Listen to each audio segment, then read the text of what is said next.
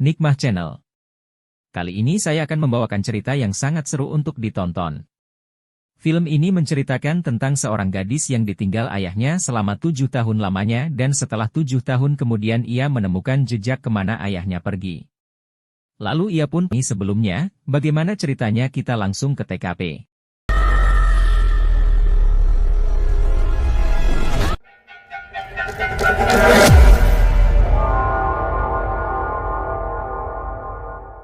Film ini diawali dengan memperlihatkan tokoh utama kita, sebut saja namanya Lara. Lara kini sedang sparring dengan temannya, berusaha mengalahkan lawannya. Namun apa daya ia akhirnya harus mengakui kekalahannya setelah lawan sparringnya mengunci lehernya dan membuatnya harus menyerah. Setelah keluar dari tempat latihan tinjunya, Lara mengendarai sepedanya dengan menggendong tas ransel yang bertuliskan paket sepeda. Ternyata ia bekerja sebagai pengantar paket yang sebagai kendaraannya. Setelah itu ia pergi ke markas kerjanya yang merupakan komunitas pengantar paket sepeda. Ketika sampai di sana ternyata teman-temannya sedang mengadakan taruhan balapan sepeda. Namun mereka kurang pemain utamanya. Mendengar hadiah yang cukup besar dan Lara juga sedang membutuhkan uang maka ia pun menyanggupinya untuk menjadi si rubah. Akhirnya saatnya pun tiba. Semua peserta bersorak ramai ketika melihat Lara memakai ekor rubah di belakang sepedanya. Ketika ket di belakang sepeda Lara sudah dilubangi, klakson tanda permainan dimulai. Lara pun dengan cepat mengayuh sepedanya dengan meninggalkan jejak ket di belakangnya. Tak lama kemudian semua pada satu kesempatan ia melihat mobil derek dan tanpa sepengetahuan teman-temannya ia menaiki mobil itu beserta sepedanya dan bersembunyi menghindari teman-temannya. Setelah dirasa aman, ia kembali turun dan mengayuh sepedanya. Ia kurang sedikit konsentrasi ketika di depannya tiba-tiba sebuah mobil polisi melintas dan tubrukan pun tak terhindarkan. Lara pun terjungkal ke depan dan ket sepedanya pun tumpah di mana-mana. Teman-temannya yang tiba di lokasi pun langsung pergi ketika mobil yang ditabrak Lara adalah mobil polisi. Tak berselang lama, ia pun kini berada di kantor polisi yang menunggu pihak keluarga Lara menjemputnya untuk membebaskannya. Lalu seorang wanita datang dan menemui Lara dan bercakap-cakap. Namanya Nana. Ia dulu adalah salah satu orang kepercayaan ayahnya. Dari percakapan mereka, ternyata kita mengetahui bahwa Lara sebenarnya adalah putri dari seorang pengusaha yang kaya raya. Namun setelah 7 tahun ayahnya pergi tak kembali ia dinyatakan meninggal oleh polisi. Setelah ayahnya pergi, Lara pun mencoba hidup mandiri. Dan selama 7 tahun pula Nana membujuk Lara untuk menandatangani surat ahli waris ayahnya namun Lara menolaknya karena ia yakin ayahnya belum meninggal. Akhirnya setelah merenung dan berpikir, besoknya Lara pun pergi ke kantor pusat ayahnya untuk menandatangani surat wasiatnya. Setibanya di kantor pusat ayahnya Nana dan pengacara ayahnya menyodorkan berkas-berkas yang harus ditandatangani Lara agar ia bisa mendapatkan warisan ayahnya. Ketika hendak menandatangani berkasnya, tiba-tiba pengacara ayahnya mengeluarkan sebuah karakuri teka-teki Jepang berbentuk pagoda. Ia mengatakan bahwa kalau Tuan Richard, ayahnya Lara memang sudah meninggal ia juga berwasiat agar karakuri ini diberikan kepada Lara. Lara pun mengenalinya. Lalu ia pun mengambilnya dan mulai mengutak-atiknya. Alhasil, tiba-tiba terbukalah pesan di dalamnya. Lara menemukan sebuah foto ayahnya dan dirinya serta sebuah kunci dan tulisan teka-teki. Tulisan itu bertuliskan, huruf pertama dari tujuan akhirku. Setelah berpikir dan merenung tiba-tiba saja ia teringat sesuatu. Setelah itu ia pergi mentanganinya. Tak berselang lama, Lara tiba di sebuah rumah besar yang sepertinya sudah lama tidak ditempati. Ya, ternyata Lara pergi ke rumahnya dahulu, di mana ia besar dan hidup di sana. Setelah itu ia memasuki rumahnya dan mencari silsilah keluarganya. Setelah menemukan nama ayahnya di sana, lalu ia meraba-raba huruf dari nama ayahnya. Dan ya, ternyata ia menemukan tempat kunci yang diwasiatkan ayahnya lewat karakuri tadi. Dan begitu kuncinya dibuka, terbukalah sebuah ruangan rahasia ayahnya di balik silsilah nama keluarga Lara. Setelah Lara masuk, ia menemukan banyak artefak kuno di sana. Setelah mencari-cari akhirnya ia menemukan petunjuk dari sebuah handycam yang sengaja ditinggalkan ayahnya untuknya. Di dalam rekaman video tersebut ayahnya berpesan agar Lara membakar semua arsip penelitiannya agar tidak jatuh ke tangan yang salah, karena itu sangat berbahaya. Setelah melihat rekaman video ayahnya, lalu Lara melihat sebuah kardus bertuliskan Himiko, arsip yang harus dibakar olehnya. Namun, setelah berpikir, Lara mengabaikan perintah ayahnya. Karena ia menganggap bahwa ini adalah petunjuk di mana dan kemana selama ini ayahnya pergi. Ia pun membaca dan mempelajari semua penelitian ayahnya. Dari rekaman, maupun catatannya. Akhirnya Lara mengetahui ternyata ayahnya terobsesi dengan cerita Himiko. Seorang penyihir yang hidup di zaman dahulu. Ia penyebar kehancuran dan kematian. Dan kini ayahnya pergi ke sana untuk menemukannya. Setelah melihat peta yang dibuat ayahnya dan surat terakhir yang ditinggalkannya, akhirnya ia tahu kemana ia harus pergi menemukan ayahnya. Besoknya ia pergi ke toko gadai barang antik dan menjual satu-satunya barang peninggalan yang diberikan ayahnya padanya. Dan dengan uang dari hasil penjualan liontin ajaibnya lalu ia pergi ke Hong Kong untuk menemui kapten kapal yang mengantar ayahnya ke Pulau Yamatai. Setibanya di Hong Kong, Lara langsung menuju pelabuhan. Setelah bertemu Luren, orang yang mengantar ayahnya ke Pulau Yamatai, Lara memintanya untuk mengantarkannya ke sana. Namun sayang, ternyata Luren yang ia temui bukanlah Luren yang mengantarkan ayahnya, melainkan anaknya cuma memang namanya sama. Jadi ternyata ayahnya Luren dan ayahnya Lara tidak pernah kembali setelah perjalanannya ke Pulau Yamatai. Dan Luren tidak mengetahui lokasinya.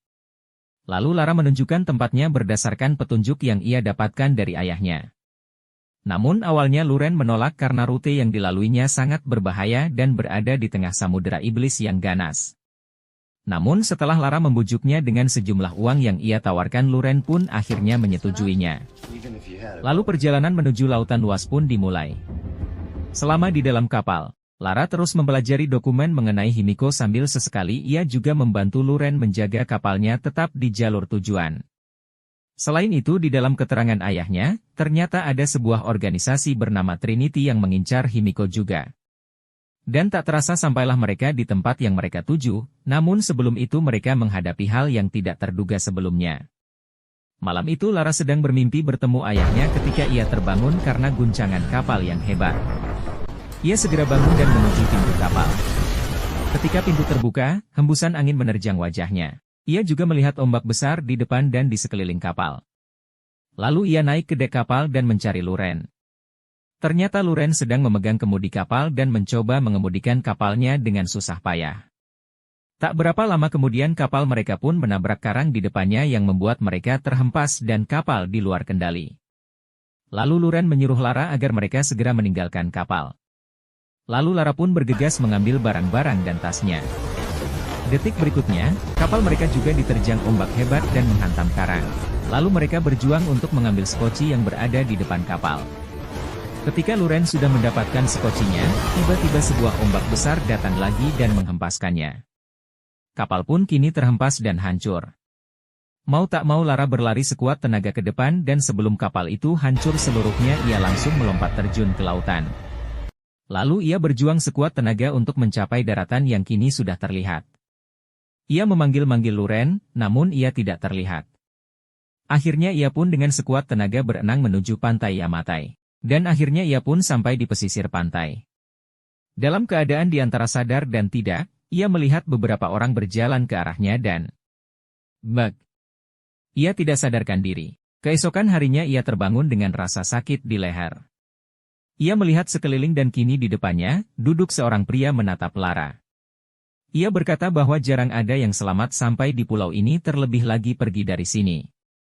Ia juga memberikan tasnya Lara yang berisi dokumen Himiko. Namun ia terlebih dahulu mengambil buku catatan ayahnya Lara. Pria itu bernama Matias. Ia adalah salah satu dari anggota Trinity yang juga mencari keberadaan makam Himiko. Ia berterima kasih kepada Lara karena telah membawakan buku catatan Richard yang berisi semua tentang makam Himiko. Lalu Lara menanyakan tentang ayahnya.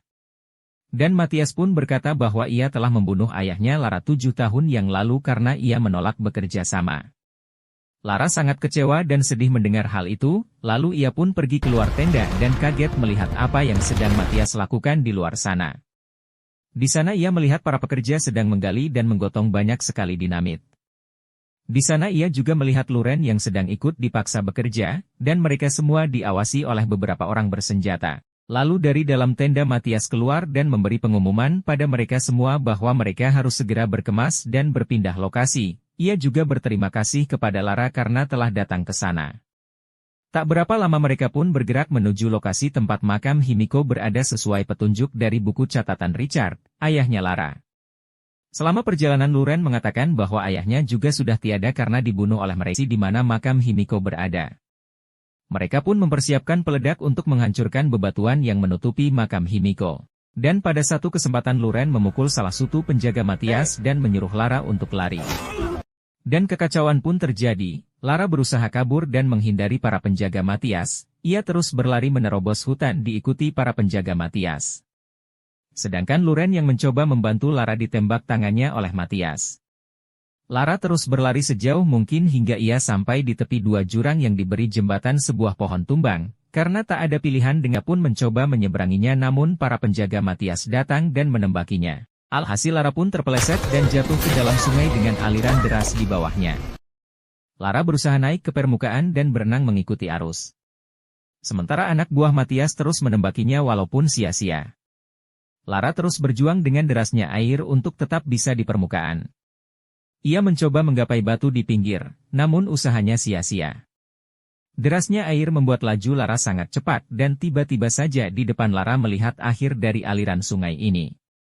Untunglah, di sana Lara melihat bangkai pesawat yang melintang. Dengan persiapan dan waktu yang cepat ia pun menggapai badan pesawat. Dan kini ia bergelantungan di atas derasnya air sungai. Dengan sekuat tenaga ia pun mencoba menaikkan kakinya ke atas, dan ia berhasil. Kini Lara berbaring di atas sayap bangkai pesawat yang sepertinya sudah terdampar sangat lama dan rapuh. Lalu suara besi patah pun terdengar ketika Lara hendak berdiri. Sepertinya sayap pesawat itu tak mampu menahan berat tubuhnya karena sudah sangat rapuh. Kini Lara pun melihat ujung sayap pesawat hampir copot dan pisah dari badannya. Dengan spontan Lara pun lari dan melompat tepat menggapai rangkai badan pesawat sebelum sayap pesawat jatuh ke bawah. Dengan susah payah ia pun masuk ke badan pesawat dan segera melepaskan ikatan tangannya. Baru saja Lara selesai melepaskan ikatannya, tiba-tiba badan pesawat kini bergeser maju dan retak menjadi dua bagian. Dan sebelum Lara terjatuh ke bawah air terjun, Lara berhasil mengambil sebuah parasut dan langsung menariknya. Lara pun kini terbang melewati air terjun. Namun karena kondisi kain parasut yang sudah usang, kainnya pun sobek dan membuat Lara kini bergelantungan menerobos lebatnya pohon di dalam hutan dan tak lama kemudian ia terjatuh dengan rasa sakit dan sebuah tusukan perutnya. Dengan menahan rasa sakit ia mencabut kayu yang tertancap di perutnya. Ternyata tempat jatuhnya Lara tepat berada di hutan tepi pantai. Lara pun pergi ke pantai dan sejauh mata memandang hanya lautan yang terlihat. Malamnya ia pun tidur di sana. Ia mendadak terbangun karena mendengar suara langkah kaki mendekatinya. Ia pun mencoba bersembunyi. Namun tiba-tiba dari arah belakang seorang anak buah Matias mengunci lehernya dan Lara pun berusaha melepaskan diri. Lara hampir terpojok ketika ia bisa menghantamkan sebuah batu ke kepala anak buah Matias dan kemudian membunuhnya. Setelah anak buah Matias tewas, Lara hendak beranjak pergi ketika ia melihat seseorang lainnya lagi mengamatinya. Namun ketika Lara melihatnya ia malah kabur. Lara lalu mengejarnya. Setelah berapa lama orang itu pergi ke sebuah gua di tepi pantai. Lalu Lara pun mengikutinya sampai ke mulut gua. Di dalam gua seorang pria sedang menyalakan api. Lara mengenalinya dan memanggilnya ayah. Ia juga menggunakan kata sayangnya dengan menggunakan jarinya. Dan akhirnya pun orang itu mengenalinya. Setelah itu Richard, ayahnya Lara pun menjahit luka Lara dan Lara pun beristirahat. Di tempat lain, Matias dan anak buahnya akhirnya menemukan tempat makam Himiko. Lalu Matias pun langsung menelpon atasannya untuk menjemputnya karena ia telah menemukan apa yang dicari. Keesokan harinya, Lara terbangun dan mendapati ayahnya yang kini sedang mencukur jenggotnya di tepi pantai. Ia pun lantas membantunya. Ayahnya bercerita bahwa Matias dikirim Trinity untuk menemukan makam Himiko. Namun kini ia tidak khawatir karena Matias mengira Richard sudah meninggal. Dan ia juga mengira kalau semua berkas tentang Himiko telah dibakar oleh Lara. Lalu Lara pun menceritakan apa yang terjadi dengan berkasnya, dan Richard pun marah. Ia mengatakan bahwa ia terlalu meremehkan keberanian Lara. Sepertinya Richard kini hilang keberanian. Maka dari itu ketika Lara melihat busur dan anak panah di depannya ia pun mengambilnya dan pergi untuk mengambil ponsel satelit Matias agar bisa meminta bantuan dan pergi dari pulau itu. Setelah itu ia kembali menerobos hutan menuju lokasi tempat makam Himiko dan Matias berada. Setelah sampai di sana, Ia langsung pergi ke tenda Matias tempat ponsel satelit itu berada. Ia hampir mendapatkan ponsel itu ketika Matias dari luar masuk kembali ke dalam tenda. Mau tak mau Lara pun keluar lagi dan menemui Luren untuk menarik perhatian Matias agar keluar dari tenda. Ketika ia bertemu Luren, salah satu anak buah Matias melihatnya dan Lara pun langsung menembaknya dengan panahnya. Lalu Lara menyuruh Luren membawa seluruh pekerja pergi sementara ia akan mengambil ponsel satelitnya Matias agar mereka bisa pergi dari pulau ini. Ketika mereka semua hendak pergi, tiba-tiba saja anak buah Matias yang lain melihatnya dan langsung menembaki mereka. Dan tembak-menembak pun terjadi lagi.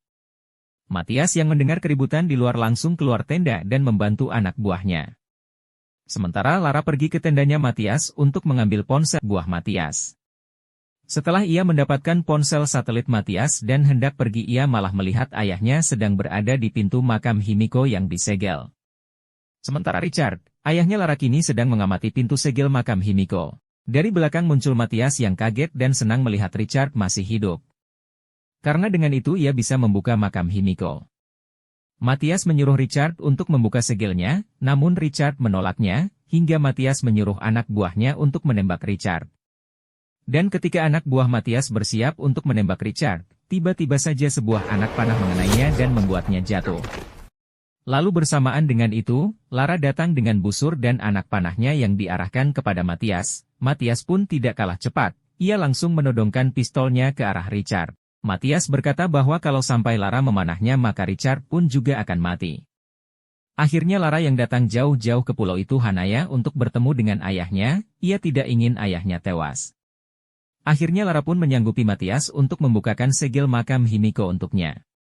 Bermodalkan keterangan dari buku dan berkas-berkasnya yang sudah ia baca lalu Lara membuka segel satu demi satu, dan akhirnya segel makam Himiko pun berhasil dibuka. Setelah segel makam terbuka mereka pun lalu turun dengan menggunakan alat derek otomatis. Setelah mereka turun mereka melewati sebuah terowongan dengan jebakan di bawahnya. Terbukti ketika Lara yang berada di depan secara tak sengaja menginjak lantai yang bergoyang tiba-tiba saja puluhan jarum besi raksasa muncul. Salah satu anak buah Matias pun tewas tertusuk jarum itu. Setelah itu kemudian melewati rintangan lain yaitu sebuah jurang yang di bawahnya terdapat ratusan kerangka dan tengkorak yang tergeletak. Dengan menggunakan tangga yang mereka bawa, akhirnya mereka pun bisa melewati jurang tersebut. Ketika mereka melewati ruangan berikutnya, salah satu anak buah Matias yang berada di depan tidak sengaja menginjak lantai yang berjebakan. Alhasil tiba-tiba saja pintu mereka tertutup dan lantai yang mereka pijak mulai berjatuhan. Hampir saja Lara terjatuh, untung Richard membantu dengan mengangkat dan membawanya ke samping. Lalu Lara melihat celah bercahaya di pintu roda depan dan ia pun pergi ke lubang cahaya itu. Ternyata itu adalah lubang kunci. Kemudian Richard membuka roda kunci yang ada di dekatnya yang berwarna merah namun setelah dicoba tidak berhasil, begitu pula dengan warna biru, hitam, orange, putih yang diberikan Matias dan anak buahnya. Mereka pun kehabisan waktu sampai Lara pun hampir terjatuh. Untung saja Lara mengingat bahwa warna kehidupan adalah hijau, lalu ia menggabungkan warna kuning yang terakhir didapat dengan warna biru dan ya, lantai pun kini berhenti berjatuhan hingga akhirnya mereka bisa melewatinya. Dan ketika mereka masuk ke ruangan berikutnya, mereka bisa melihat sebuah bangunan yang berupa candi dan sudah dipastikan itu adalah makam Himiko. Setelah mereka masuk di ruangan pertama mereka bisa melihat ada 1000 kerangka manusia yang terbaring rapi di tempatnya masing-masing di mana mereka adalah para pelayan pribadi Putri Himiko semasa hidupnya, mereka ikut bunuh diri untuk menemani Himiko di alam baka. Lalu tiba-tiba Matias yang berada di depan berteriak bahwa ia menemukan peti Himiko. Dan mereka pun kini melihat sebuah peti yang indah dan tertutup di depan mereka. Kemudian Matias yang tak sabaran menyuruh anak buahnya untuk membuka peti tersebut. 2 orang anak buah Matias pun maju dan membuka paksa dengan alat yang dibawa mereka.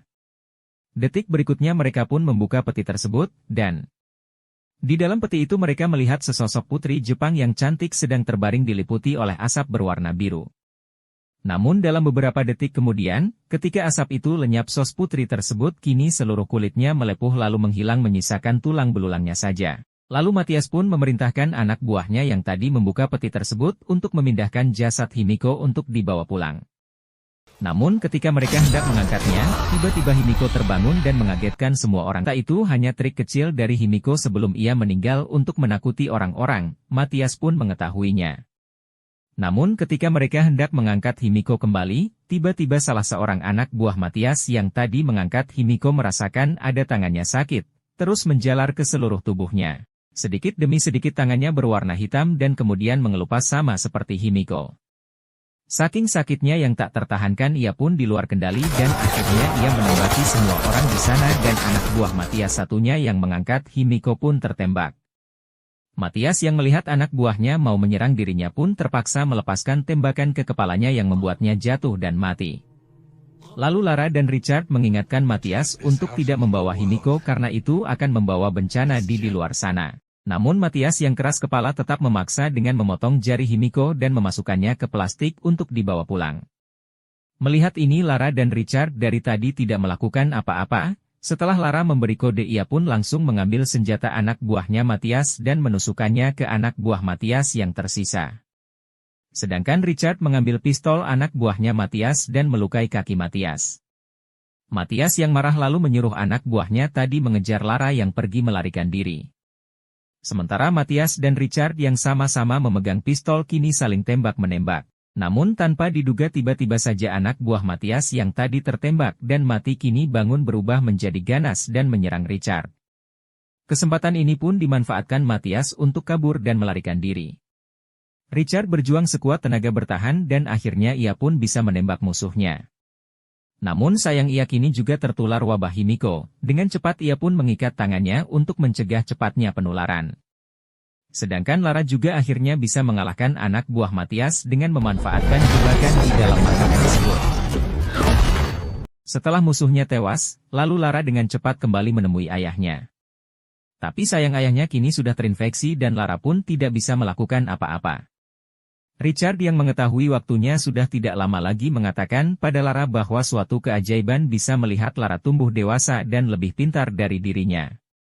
Ia juga mengatakan bahwa ia sangat menyayangi Lara.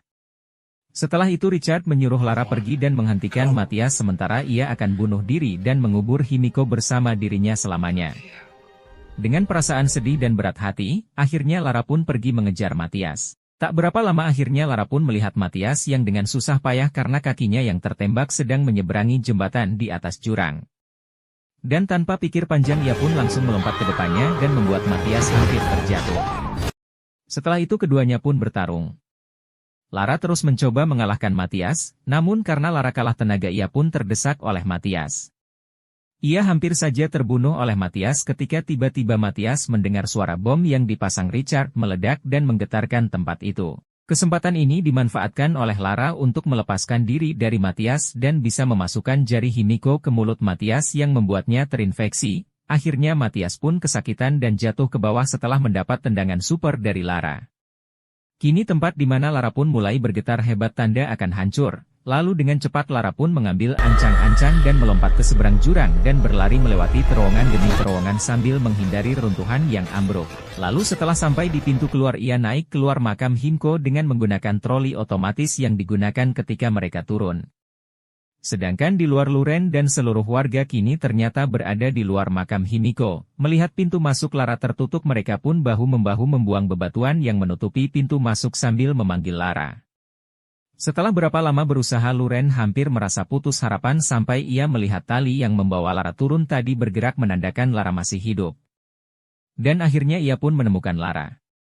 Merek A senang melihat Lara masih hidup. Dan tak berselang lama sebuah helikopter yang dipanggil Mathias pun datang untuk menjemputnya, lalu Luren dan Lara pun tersenyum senang.